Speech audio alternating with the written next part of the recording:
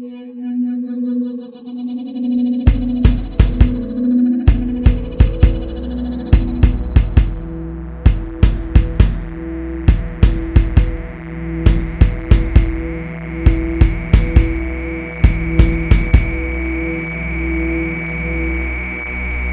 Timeshift. Hello and welcome, I'm Chris Hall, running late but sounding great with this week's latest edition of The Timeshift. It's great to have you with me as always. This week, looking at the latest episode of Doctor Who, Before the Flood. Yes, I've been a little bit hung up, a little bit busy this week, so this week's episode is going out a little bit later than I planned. Dangerously close to the new episode, oh dear. But anyway, because this little video is kind of like a critique-y, reviewy kind of thing of last week's episode, this video is going to be spoiler heavy. So if you don't want this episode spoiled for you for whatever reason, maybe you are running late yourself and are still yet to watch it, then it's best to switch this video off now to prevent the episode being spoiled for you. Okay, enough waffling, enough silliness, let us dive headfirst into Before the Flood. Okay, so part of the reason why this week's episode has been late is for two reasons. One, because I'm very busy at work at the moment. I thought I had more time to work on this week's episode. I really haven't, so this is very much at the last minute, the last possible minute before I actually call the review full stop. And to be honest, some of the editing for this week's episode is going to be fairly ropey, so forgive me. We're not having silly sound effects or changes in lighting or anything like that. We're just going to do it as plainly and as basically as we possibly can, because I don't have time for anything right now. And the other part of it is because this week's episode was once again just fine, and that's it. A marked improvement over last week's episode, I have to say that, but that's mostly due to the fact that most of the characters who I found incredibly annoying have been killed off, so there was less for me to get angry about. And I was right, by the way. The whole economy of the whole Doctor Who fangirl in the Doctor Who universe thing, I was right how that would turn out. Whenever you have character supporting cast members who are fans of the Doctor, shouldn't it really click in the back of their mind that people who are around the Doctor tend to die, particularly if they're not the companion? I mean, that should be like rule number one if they are the big massive fans of him. They should keep well away from him. As soon as the Doctor gave them the opportunity to leave last week, they should have taken it. And I was right that it was her that was going to die, because she was the wacky comic relief. And of course this week she made reference to the Kill the Moon episode, so all the more reason to kill her off as soon as possible. I mean, seriously, as soon as she mentioned that episode, my entire enjoyment of the episode just dropped dead. And the rest of the episode I was just like, Kill the Moon was a fucking stupid episode, wasn't it? Fucking hell, that was a stupid fucking episode. Because once again, I hate that episode. I'm not going to dwell on it because I'll just start ranting and raving about that rather than ranting and raving about this week's episode, even though there's nothing really to rant and rave about. The big thing that people are getting vexed about, the big thing that people are shaking their fists in anger about with this week's episode is the whole thing about the Fisher King, and how a great, brilliantly designed, perfectly put together little costume, monster and visual effect that was, and how horrifically underused it was.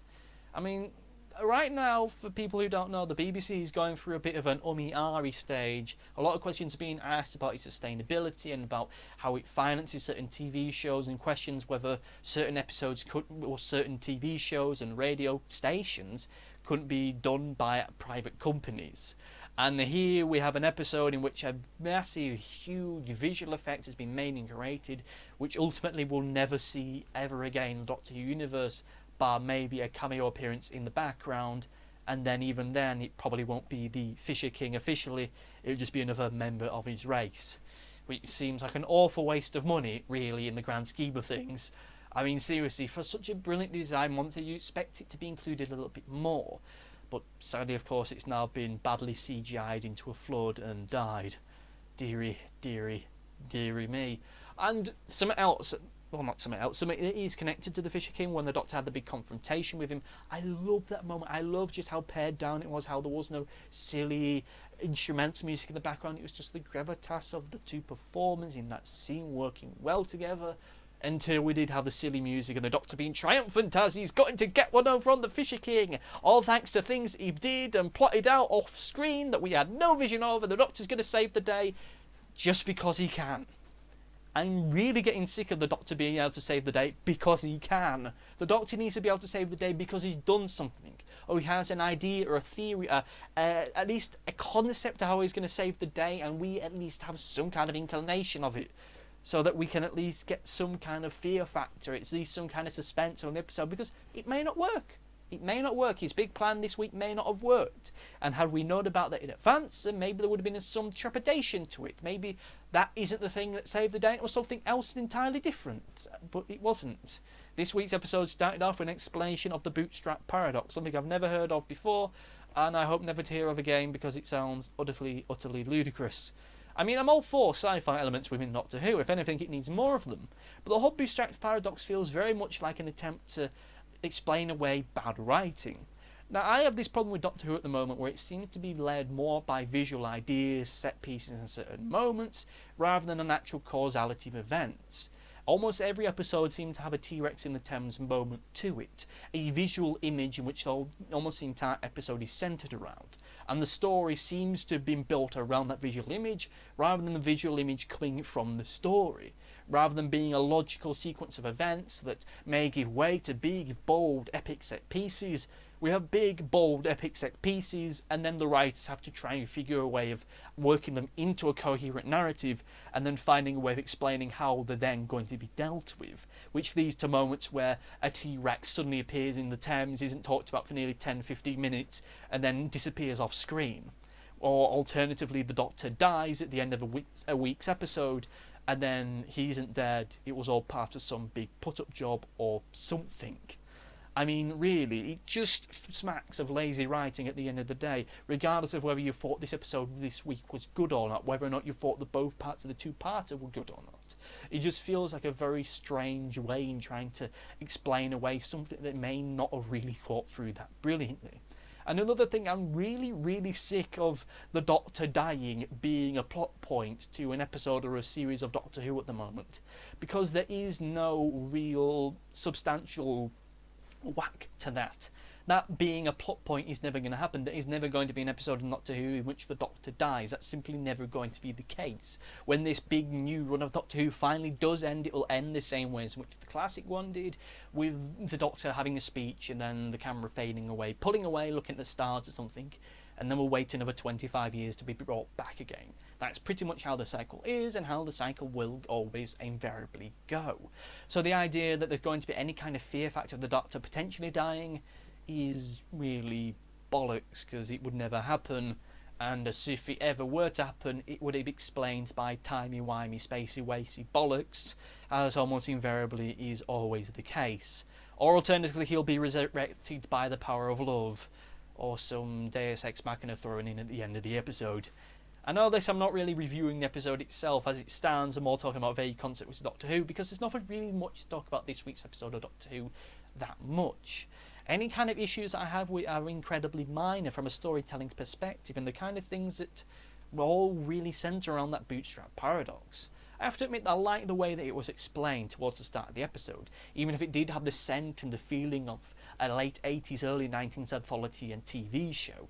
You know, like Freddy's Nightmares or the Tales from the Crypt, where you have the title character explaining some kind of theme or some kind of idea that then will be developed within the story itself. I like that as an idea, and if they were ever to do an actual spin-off of Doctor Who, which is just random episodes and random ideas and stories vaguely connected to the Doctor Who universe, that would be a fine way in doing it, rather than having some kind of vague story set in some primary school or secondary school. I think it's in Coal Hill, I really don't know, and I'm very much in two minds whether to check that out just out of morbid curiosity, if nothing else.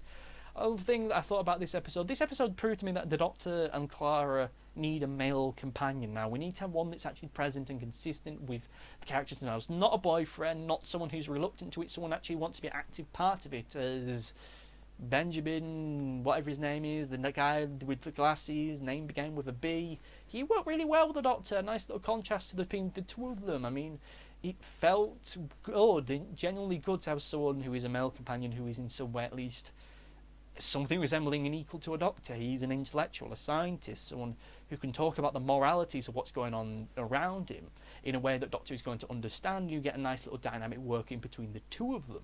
This is another episode much like Mummy on the Orient Express, where the Doctor is always willing to let someone die in order to get a better understanding of what he's up against. which works great, which works fine, which shows that the Doctor still hasn't been totally neutered, as maybe we once hoped, or rather once feared, when we learnt that the Doctor was going to be softened up for this new series. So at least he has some bite to him. Things to do with the story, I found the idea, well, it's a minor thing, it's within the writing itself.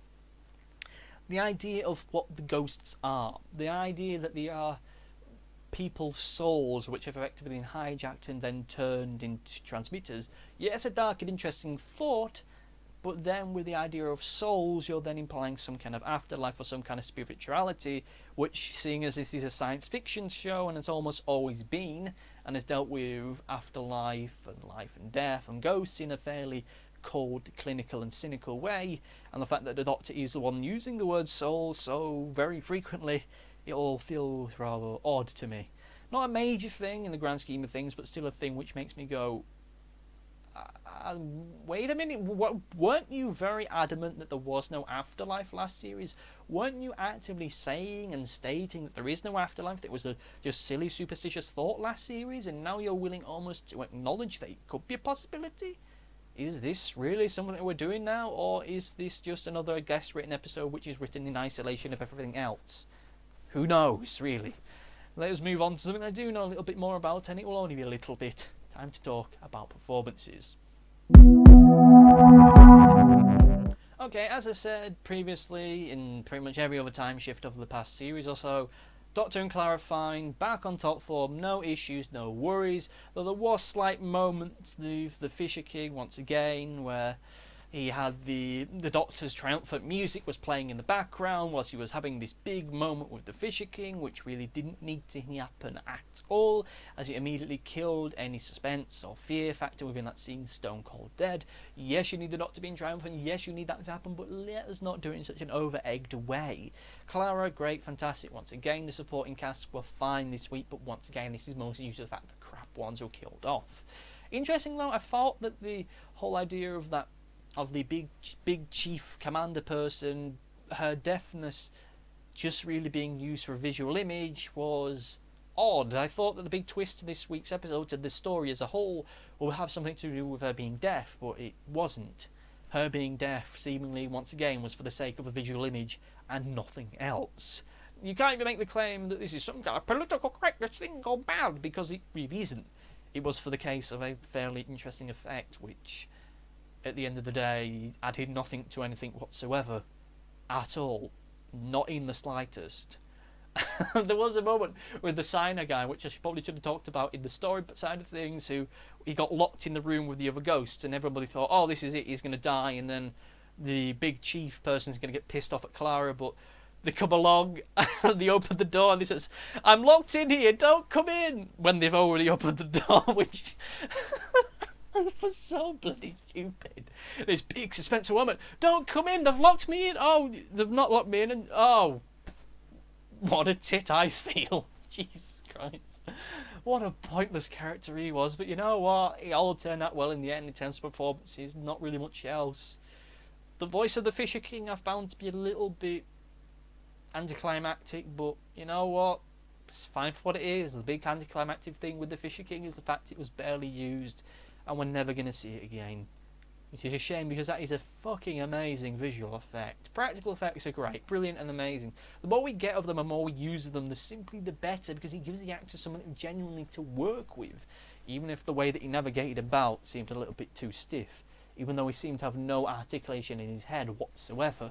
But whatever, I think the big problem that many people have is his weird vagina mouth, but still, slight disappointment we're never going to see him or his like again. It would be nice to have a new recurring villain in Doctor Who, not just the Daleks or the Cybermen or Missy. Something new and interesting, and certainly not the Angels or the Ood, as quite frankly I'm sick of both of them. Anyway, let us move on and talk about the overview. What did I think of the episode as a whole? Well, you're about to find out. Okay, so the overview, and as probably you can already guess, this episode once again was fine, average, better than last week, but by no means a stretch of the imagination, a classic story, a classic two-parter. It feels weird that we actually have two-parters in Doctor Who, that we actually have some kind of chance to have a narrative grow and develop. Of course, the downside of this means that if we do get a bad first half, I mean a genuinely bad horrifically bad first half, then the second half will be probably just as bad. Or alternatively, you have a great first half and a bad second half, or whatever other variations of mathematical possibilities are available. As a whole, I thought it to be fine, perfectly fine. Everybody did as fine as possibly could do. Disappointing about the Fisher King, but whatevers. But what did you think? Did you like this week's episode? Did you hate it? Let me know in the comment section below, and I'll try and get back to you at some point in the future. Maybe at the end of another episode, or just directly to you if it warrants that. Hopefully next week I'll be able to release and do the episode with some kind of to at least be decently near the release of the actual episode and review. But you know what, whatever, we'll see soon what happens, or something, I don't know. I'm slightly delirious because I'm very hungry. Thank you for watching, and goodbye.